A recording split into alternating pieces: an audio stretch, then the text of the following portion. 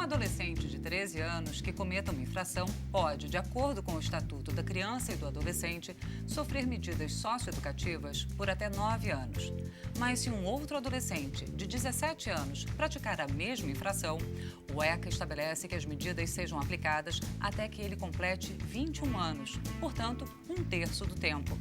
Com a eleição em outubro de um Congresso com perfil mais conservador, segundo a análise do DIAP, o Departamento Intersindical de Assessoria Parlamentar, crescem as chances de alguma das propostas de redução da maioridade penal em discussão aqui na Câmara dos Deputados ser aprovada.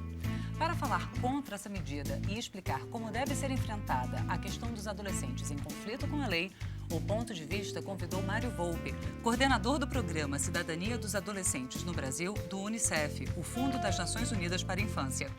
Obrigada, doutor Mário, pela presença aqui no estúdio da TV Câmara. E eu gostaria, então, de perguntar quais os motivos, quais as razões para ser contra a redução da maioridade penal? De princípio, há um consenso internacional entre os países que assinaram a Convenção sobre os Direitos da Criança de que é muito importante que, abaixo dos 18 anos, toda criança, especialmente todo adolescente entre 12 e 17 anos, como no caso da legislação brasileira, tenha uma atenção especializada em todas as circunstâncias de sua vida, inclusive no momento em que ele pratica um delito, um crime, um ato infracional, como diz a lei. Então, a ideia é de que a sociedade tem que concentrar os seus esforços para impedir que esses adolescentes, eles avancem, né, na sua trajetória de prática de delitos desde o primeiro momento em que eles cometem algum tipo de ação de conduta que vai colocá-los numa perspectiva de praticar atos infracionais.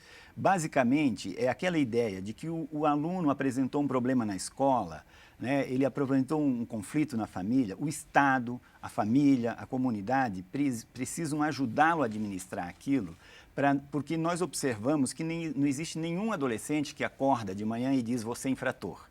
As coisas vão acontecendo na vida dele em função de uma série de negligências, uma série de carências, de faltas, seja de limite, seja de responsabilidade, ou seja, às vezes, até falta da presença de alguma pessoa, da família, da comunidade, da escola, né, do seu entorno, que ajude esse menino a entender que ele precisa respeitar as leis que existem na sociedade. Então, abaixo dos 18 anos, há um consenso que é um momento especial, específico para a gente cuidar dos adolescentes, impedindo que eles ingressem no sistema penitenciário dos adultos, no sistema de prática de delitos, que eles construam uma trajetória de delitos, fazendo essa ruptura para garantir que o seu desenvolvimento seja pleno. Agora, doutor Mário, como mencionei na abertura, o ECA apresenta essa distorção de permitir que um jovem, um adolescente de 12 ou 13 anos permaneça sob a tutela do Estado por até 9 anos, quando cometer uma infração, enquanto um outro jovem, às vésperas de completar 18 anos, só pode responder por aquela infração por no máximo 3 anos, dependendo, 3 anos e 1 mês, mesmo, ainda que seja um homicídio, né, ainda que mate uma pessoa. E também é levantada a questão de que jovens a partir de 16 anos já podem votar. Esse é um argumento clássico em defesa da redução, pelo menos, para os 16 anos, igualando, então, a responsabilidade, né, do adolescente civil para a responsabilidade criminal também. Como comparar as duas situações? Eu acho que nós temos que separar um pouco os temas. A questão da prática de delitos por adolescentes não implica que ele não vai responder por isso, que ele não vai ser responsável. A diferença é que ele vai responder por um sistema específico, num juizado específico, e vai cumprir a medida socioeducativa numa unidade separada dos adultos. Porque, veja bem, a grande consequência de a gente pegar um garoto de 16 anos e colocar no sistema penitenciário de adultos é que esse garoto, a sua família, o seu entorno, as pessoas que se relacionam com ele, se ele tiver uma namorada, por exemplo, se ele tiver amigos muito próximos, essas pessoas, quando ele entrar no sistema penitenciário, vão ser abordadas, né, pelos grupos que dominam o sistema penitenciário, vão ter que cumprir tarefas, esse garoto vai ter que ir dentro do sistema penitenciário sobreviver, ou seja, ele vai ser uma figura vulnerável. Todos vão ser instrumentalizados. Eu acho que há uma... Nós não precisamos generalizar, porque ainda existe no sistema penitenciário algum tipo de ação que consegue fazer algum tipo de recuperação. Mas quando a gente olha o conjunto do sistema, dizer que você vai pegar um garoto de 16 anos e vai colocá-lo junto com um profissional do delito, do crime, que tem 40 anos, que tem 30 anos, que tem uma experiência de vida, significa dizer que você vai entregar esse garoto a uma trajetória do delito. Então, o que nós queremos é respeitar essa condição de desenvolvimento que esse adolescente tem, essa capacidade que ele tem de mudar de opinião, de conhecer novas dimensões da vida, de entender as regras da sociedade, de fazer um investimento nele enquanto ele não está ainda tomado por essas circunstâncias, né, da prática do delito. Então, a gravidade, eu acho que o debate que nós estamos fazendo, em geral, na sociedade brasileira, não percebeu o quanto vai ser nocivo para os adolescentes brasileiros e para a violência rebaixar a idade, seja para 16, seja para 17, seja para 14. O tema que você traz da proporcionalidade da punição, né, da medida socioeducativa, é um tema que precisa ser discutido, mas precisa ser discutido no sistema de aplicação das medidas socioeducativas, na proporcionalidade, né? Esse é um tema aberto, mas que ele não tem a ver com a idade penal. A idade penal tem que ser mantida aos 18 anos, e abaixo disso, o que nós vamos fazer com esse adolescente que cometeu um delito pode ser discutido. O Estatuto apresenta um sistema de medidas socioeducativas que define claramente. Há espaço para debate aí? Há um espaço para debate e para aperfeiçoamento, mas fora disso não é admissível que o país retroceda numa legislação tão importante. A proposta trazida pelo governador de São Paulo, Geraldo Alckmin, de ampliar o tempo de internação, no caso, para os adolescentes, além dos 21 anos, né, em casos extremos de infrações análogas a crimes hediondos, seria uma alternativa viável? Na verdade, o que a gente precisaria analisar é que sistema contemplaria o atendimento... Mas dentro do sistema exclusivo, no sistema socioeducativo, isso, digamos, separado, né? do Primeiro, sistema penitenciário nessa tradicional. fase da vida mesmo, a quantidade de adolescentes que cometem delitos muito graves é muito pequena. Então, você criaria um sistema quase que individualizado de atendimento, né? Pelos dados do Sinase do último levantamento,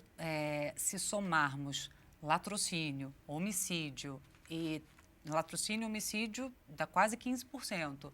Exato. Mas mais estupro e tentativa de latrocínio, de homicídio, menos 20%. Então, mas nem todos esses seriam crimes hediondos, porque há alguns agravantes que precisariam ser considerados nesse caso. Mas a questão básica é que esses delitos estão espalhados no país. Então, você precisaria criar em diferentes... E alguns estados, como São Paulo, vão ter talvez 100, talvez 200, mas vão ter estados que vão ter 4 ou 5. Então, por isso que eu digo, pensar um sistema socioeducativo para garantir uma medida socioeducativa que seja mais grave para um tipo de delitos é uma discussão aberta. Mas o que nós não podemos pensar é em mudar o princípio de que abaixo dos 18 anos não é possível que a sociedade não aceite fazer mais um investimento nesse adolescente. É preciso perceber que o potencial desse adolescente, né, de reorganizar a sua vida sem a prática do delito é muito grande. Nós temos aí uma grande oportunidade para a sociedade de investimento nesse momento da vida. Então, nós estamos discutindo casos extremos, Quando nós temos, por exemplo, em média no Brasil, segundo o Conselho Nacional de Justiça, 90 a 100 mil adolescentes praticando delitos. Desses, menos de 30 mil são os que vão cumprir uma medida socioeducativa num regime mais fechado de internação, por exemplo. Né? E dentre esses, menos de 25% vão ser algum tipo de delito relacionado a crimes contra a vida. A maioria deles são crimes contra o patrimônio. Então, quando a gente vai olhar exatamente o que nós temos, quais são os adolescentes, nós podemos, então, fazer um debate e identificar, então, qual é a medida mais apropriada prevista no Estatuto para os diferentes delitos.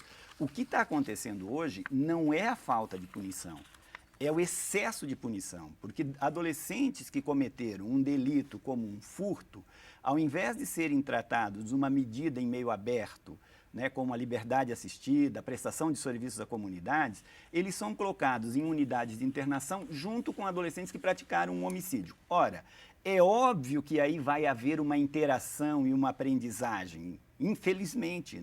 E daí reincidência em infrações piores. E provavelmente, em alguns casos, nós vamos ter essa figura da reincidência, que é algo muito prejudicial para o processo socioeducativo, porque você cria uma pessoa que entra novamente no sistema não acreditando no sistema. Ele já sabe que o sistema não deu conta dele, e ele volta, e a possibilidade do educador, do profissional fazer um trabalho com ele vai ficando mais complicada. Então, o importante era que a gente preservasse a privação de liberdade, essa medida de internação, como os casos mais extremos e como o último recurso. Mas os juízes, em muitos casos, estão internando o adolescente por um delito já na primeira vez. Então, isso, de fato, precisa ser rediscutido e, nesse campo, sem mexer na idade de responsabilidade penal, que é de 18 anos, nesse campo há muito que o país ainda debater e propor. Rapidamente, antes de chamar o intervalo, o senhor acredita, doutor Mário, que está havendo, por parte da sociedade, uma transferência da responsabilidade pelas falhas do sistema de recuperação, do Estado, para os adolescentes? Existe, de fato, uma visão da sociedade que é muito reforçada por fatos extraordinários, fatos fora do comum, de delitos cometidos por adolescentes que ganham grande repercussão, que faz com que algumas vezes as pessoas pensem que o problema da violência é o problema da violência praticada por adolescentes, que os adolescentes são responsáveis pela nossa insegurança. Quando, na verdade, proporcionalmente, eles são autores de menos de 5% do total de delitos que nós temos na sociedade. Então, há um hiperdimensionamento mesmo, uma supervalorização, uma superexposição dos delitos cometidos por adolescentes. Então, eu costumo, nos debates, e aqui é uma oportunidade de dizer, se você amanhã reduzir a idade penal, para 16 ou para 14 anos, alguém vai deixar o seu carro aberto no estacionamento, porque agora nós não vamos ter mais violência? Alguém vai sair da sua casa e deixar a porta da casa, a chave da porta na casa, não é? Então, essas discussões são importantes porque nós estamos entrando num debate em que a redução da idade penal está sendo apresentada como solução para a violência, e ela não é. Ela está mais inclinada no Brasil a ser uma medida de agravamento de violência. A gente vai fazer um rápido intervalo e volta já. Não saia daí.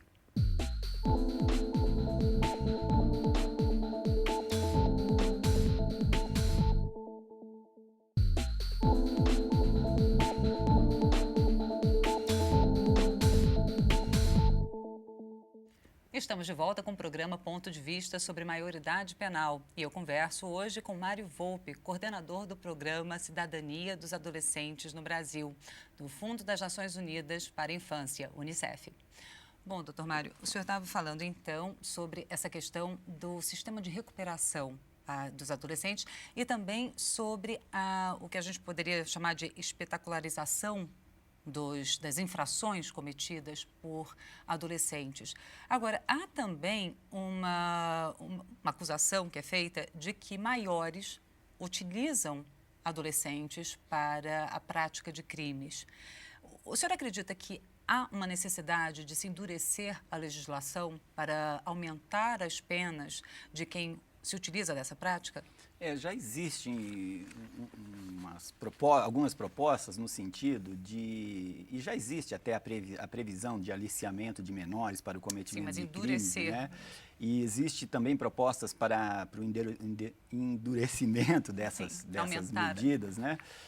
É um campo, mas veja, ninguém nunca dimensionou isso. Quantos são os adolescentes que assumiram delitos cometidos por adultos, forçados por esses adultos em função da pena deles ser menor? Isso é sempre uma tese que aparece, mas o Brasil não dispõe de nenhum estudo de criminologia que mostre se isso acontece efetivamente. Existem evidências de que isso acontece, existem... Há denúncias, por exemplo, na região de fronteira com a Bolívia, de que adolescentes são utilizados no tráfico de drogas e que, inclusive, em algumas cidades, quando eles completam 18 anos, são descartados pelas quadrilhas, né, pelos traficantes, e aí não estavam na escola, não têm o que fazer e acabam entrando na criminalidade também, já maiores de idade. Então, assim, essa é uma das realidades. Não, existe. Nós temos acompanhado, o fato existe. O que a gente não sabe é o tamanho desse fato. O país nunca fez um estudo muito sério que pudesse identificar exatamente se são 10 mil, 30 mil, se é a metade dos que estão, se é 10%, porque eu estou falando de um detalhe que parece um detalhe, mas é muito importante a gente, ao querer discutir uma política, nós queremos criminalizar todos os adolescentes brasileiros em função da prática de 30 mil. Quer dizer, nós precisamos dimensionar melhor esse problema. Nós temos 21 milhões de adolescentes no Brasil. A maioria absoluta deles estuda, muitos deles estudam e trabalham. Os adolescentes brasileiros são muito responsáveis. Eles ajudam a sua família, a sua renda. São menos de 100 mil que estão no sistema. E nós estamos falando de 100 mil que têm uma dificuldade de integração social, que têm problemas de comportamento, que têm uma série de desafios que precisam ser enfrentados. Mas nós não podemos, então, criar uma lei que vai colocar nesse universo dos 100 mil, os 21 milhões de adolescentes que estão aí fazendo arte, fazendo música, estudando, alegrando suas famílias, representando um grande potencial para a sociedade brasileira. Então, ao reduzir a discussão da violência ao tema da idade penal, nós estamos projetando sobre a adolescência uma responsabilidade que não é deles. Não são os adolescentes que estão perturbando a paz dos brasileiros, né? Nós precisamos de políticas de segurança pública que entrem nesse tema que você trouxe, do aliciamento, dos adultos que usam de crianças e de adolescentes para praticar delitos. Talvez seja uma solução agravar a pena desses adultos, né? Eu acho que é um caminho importante de você saber que se você cometeu um delito e ele teve a participação de um adolescente, você vai duplicar a sua pena, por exemplo. São medidas que podem ser adotadas. Né? Você vai responder por ele, por você e por por ele. Por você e por ele. Quer dizer, nós podemos isso para... Mas veja bem, esse tema, né, a gente precisaria dimensioná-lo para saber, assim, nós estamos tratando de quanto? Né? Agora, nós estávamos falando do maior que se utiliza do adolescente para a prática de crimes. Agora, e o maior responsável pelo adolescente?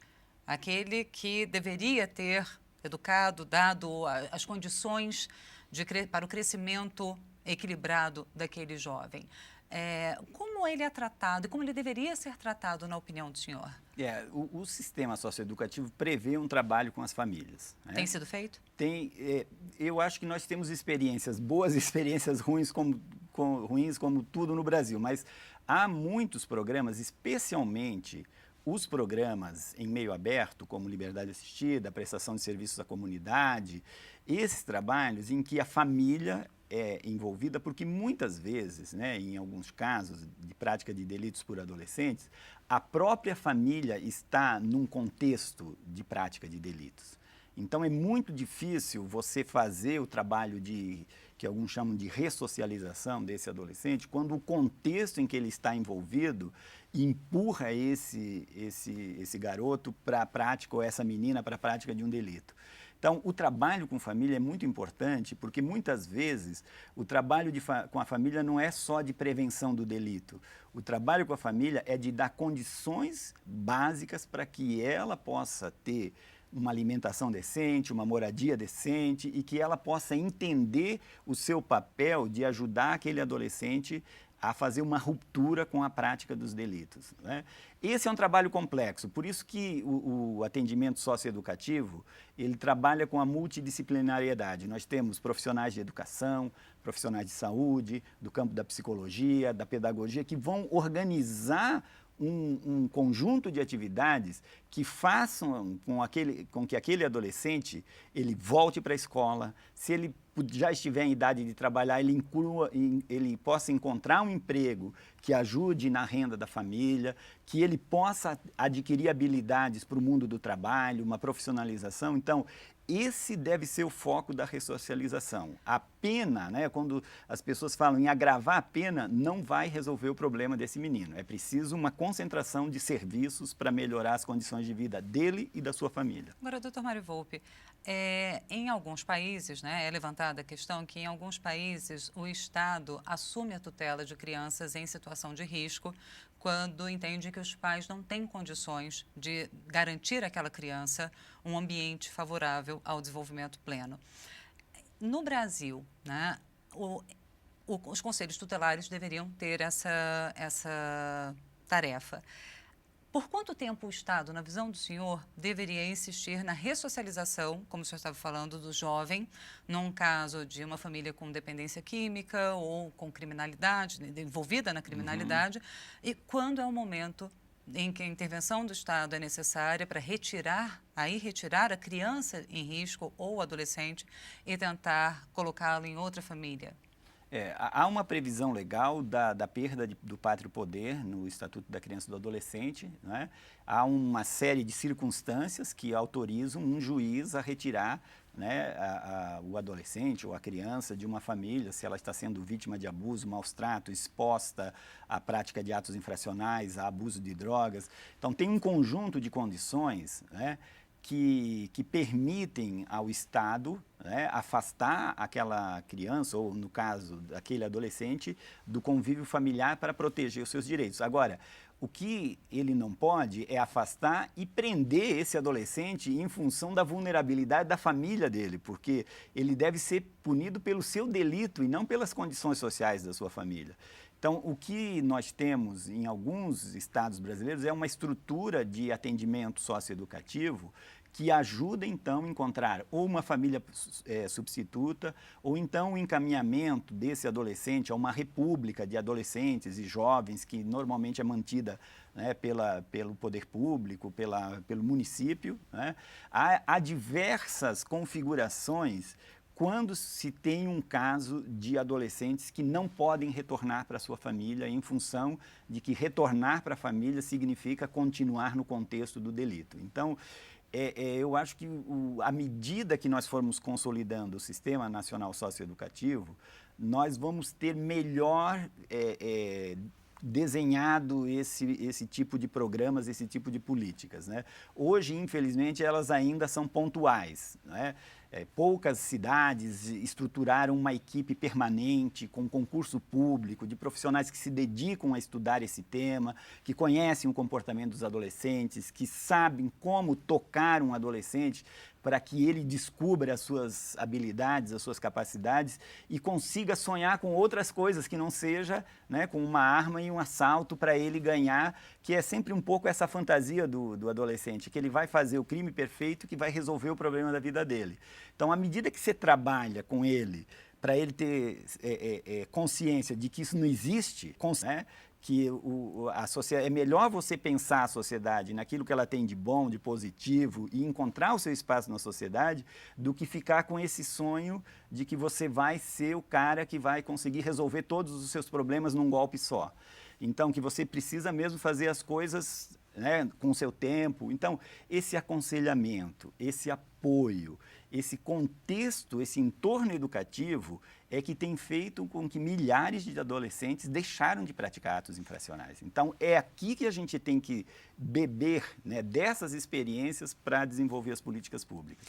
Agora, doutor Mário Volpi, para finalizar, assim, recentemente pesquisas foram feitas por meios de comunicação indicando que a ampla maioria da população que respondeu, pelo levantamento pelo menos, se manifestou favorável à redução da maioridade penal e o Congresso eleito também dá essa impressão de que o assunto vai voltar à discussão com uma posição mais favorável. É necessária essa mudança de mentalidade na sociedade? Eu acho que a sociedade tem que entender o que ela quer, porque se ela quer simplesmente punir, né, então nós vamos para o caminho de agravamento de penas. Mas se a gente olhar para o passado, a gente vai ver que não, a simples punição não resolve o problema. Então, a nossa questão é que as pessoas, né, os profissionais, os políticos, os juristas que estão apresentando essa proposta de redução da idade penal, estão apresentando essa proposta como solução. Então as pessoas dizem, isso é a solução, então eu sou a favor. Nós estamos diante de uma situação muito delicada. O país vai dar um passo atrás se reduzir a idade penal. Vai ser muito grave. Não é uma simples mudança de lei.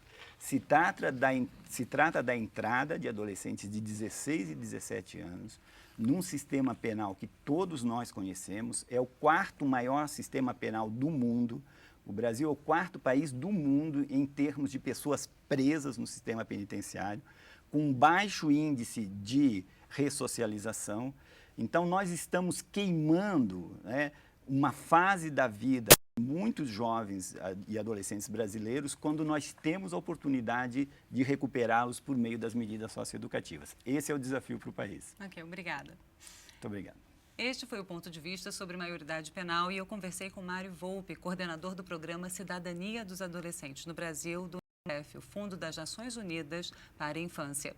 Obrigada também a você que nos acompanhou até agora. Você pode acompanhar a série de programas do Ponto de Vista pela internet, na página câmara.leg.br/Ponto de Vista. Eu sou Fabiana Mello e até a próxima.